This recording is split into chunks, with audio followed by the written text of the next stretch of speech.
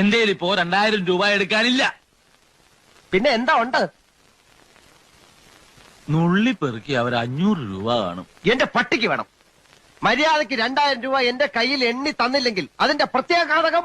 പ്രത്യാഘാതം മേഘം എന്നുള്ളതിന്റെ ഇയാൾ എന്നെ പഠിപ്പിക്കൊന്നും വേണ്ട. പ്രത്യാഘാതം അത് ഭയങ്കരമായിരിക്കും. എന്തും നേരിടാൻ തയ്യാറായിട്ട് തന്നെയായി നാടകത്തിൽ ഇറങ്ങിത്തിരിച്ചിരിക്കുന്നത്.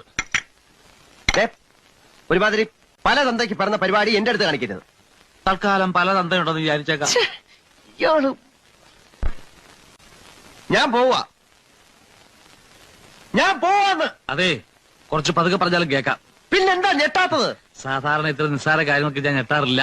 ഓഹോ, പിന്നെ ഞാനെങ്ങനെ വെറുതെ പോകുന്നൊന്നും വിചാരിക്കണ്ട. ഈ വിവരം മുഴുവൻ ആ മൂപ്പിലാനെ കണ്ട് ധരിപ്പിച്ചിട്ടാ ഞാൻ പോവും. ഒരു ചാൻസ് കൂടെ തരാം. 250 250 ഉറപ്പിക്കുന്നോ? 2 പേരോടും കൂടെ ചോദിക്കുന്നത്. എടോ, തനിക്ക് നാണമില്ലേണോ?